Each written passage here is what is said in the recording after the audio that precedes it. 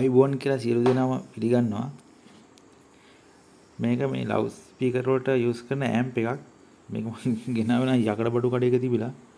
රුපියල් 1200 වගේ සෙට් මා ඉතින් අරන් ආවා. මොකද වෙලා තියෙන්නේ කියලා බලන්න. බලමු අපි මොකද වෙලා තියෙන්නේ කියලා. මොකද්ද දන්නේ නැහැ මේකේ තියෙන අවුල විසික් කරන්න තරම්. කොකටත් මට හිතෙනවා මේක කරන්ට් එක දීලා බලන්න ඕනේ කියලා. හැබැයි මේක මම ගන්න වෙලාවත් හොඳටම තෙමිලා තිබ්බේ. උතුර බේරි බේරි තමයි අරන් ආවේ. දැන් දවස් දෙකක් විතර අවුවේ දාලා වේල ගත්තා. දැන් නම් ගැටලුවක් නැහැ.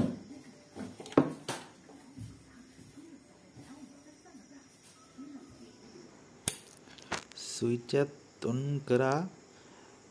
නමුත් පවර් බල්බ් එක පත්තු වෙන්නේ නැහැ. මේකේ පියුස් ටික නම් මම චෙක් කරගත්තා. පියුස් වල නම් ගැටලුවක් නැහැ. මොකක් හරි හේතුවක් ඇතිනේ. ඒ කියන්නේ විසික් කරන්න ඇත්තේ. මේක මීට කලින් රිපෙයාර් කරන්න ගලවලත් නැහැ වගේ. මොකද මේ වයර් එක ඔරිජිනල් ආපු විදිහටම තියෙන්නේ නැහැ. මම මේක සම්පූර්ණයෙන්ම ගලවනවා. ගලවලා පොඩක් හොද ගන්න වෙනවා. මොකද මේ මලකට කාලා මම නම් වෙලා තියෙන්නේ. ඒ ඉතින් සම්පූර්ණයෙන්ම ගලව ගමු.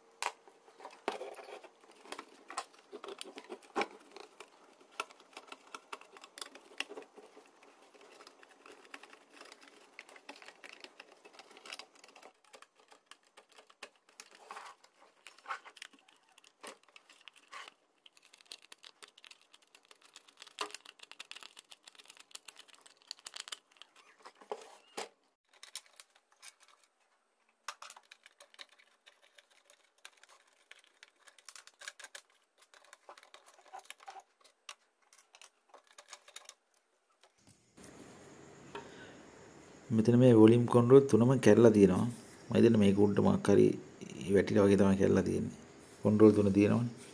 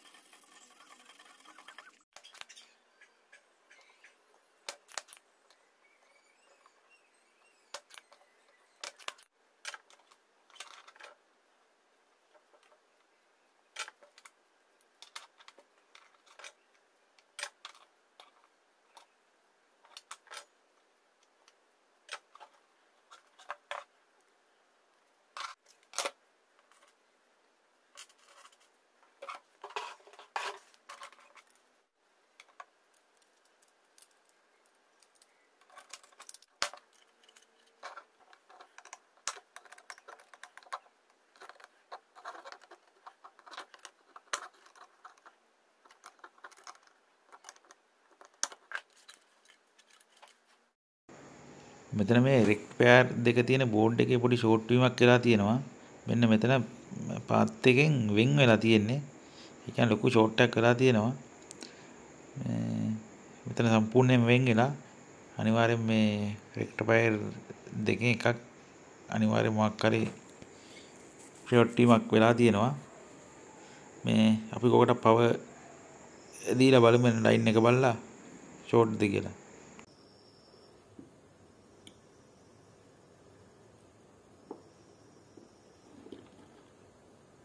මෙන්න මේ පාත් එක තමයි පිච්චිලා තියෙන්නේ. මේ පාත් එක කෙලින්ම එන්නේ මෙන්න මෙතෙන්ට.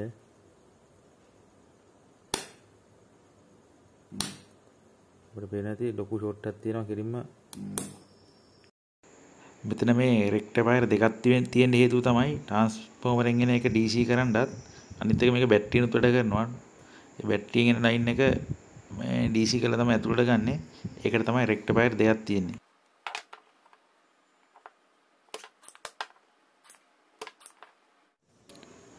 මෙතනින් එක රෙක්ටිෆයර් එකක් සවුත් වෙලා තියෙන්නේ. මේ ෂෝට්ලා තිබ්බේ මේ ට්‍රාන්ස්ෆෝමරෙන් DC කරන රෙක්ටිෆයර් එක තමයි ෂෝට්ලා තිබ්බේ. අනිත් එක හොඳයි. මම මේ හා සමාන එකක් ගලවගත්තා වෙන බෝඩ් එකක තිබිලා. මේ ගැටලුවක් නැහැ. ඒක හොඳයි. එහෙනම් අපි ඒක හයි කරගෙන බලමු පවර් දීලා මොකද වෙන්නේ කියලා.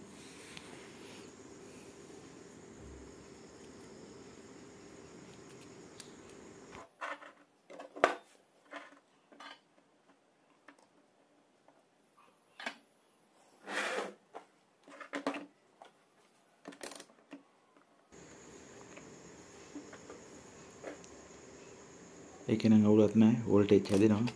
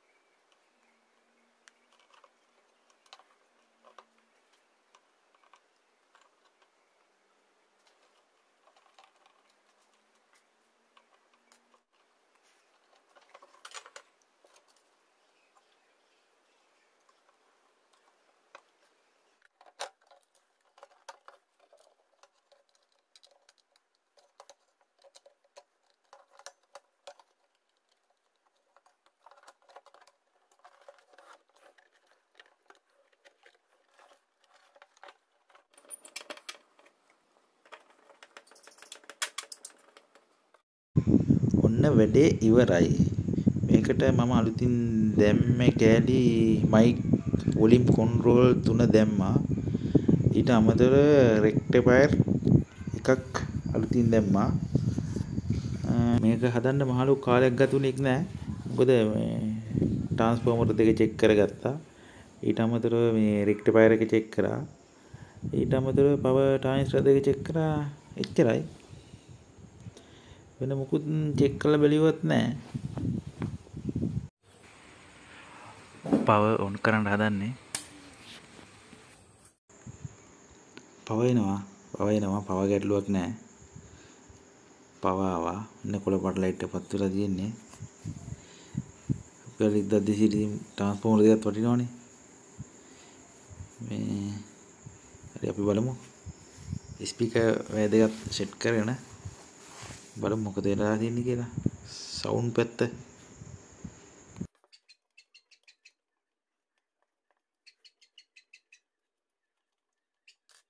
පවන් කරලා බලමු.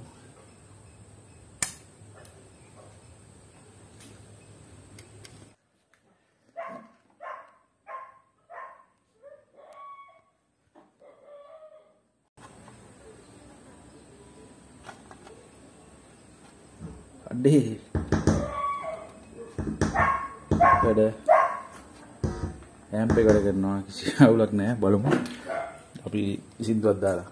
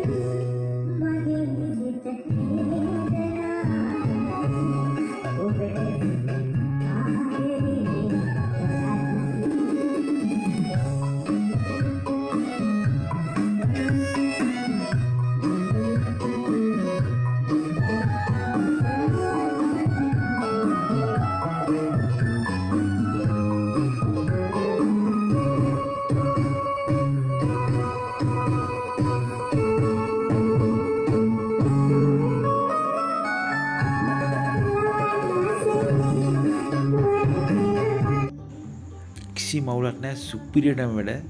සුපිරියටම තියෙනවා ක්ලියර් සවුන්ඩ්.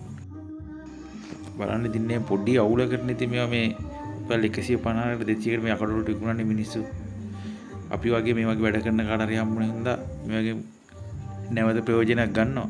නැත්නම් ඉතින් කුඩු පට්ටම් කරලා යකඩවලට තමයි මේවා වෙන් වෙන්නේ. හොඳයි ඉතින් අද වීඩියෝ එක හොඳයි කියලා හිතෙනවා නම් channel එකට support එකක් දෙන්න. අපි තවත් මේ වගේ වීඩියෝ එකකින් ආයෙ හමු වෙමු. එතෙක් ඔබට ජය වේවා.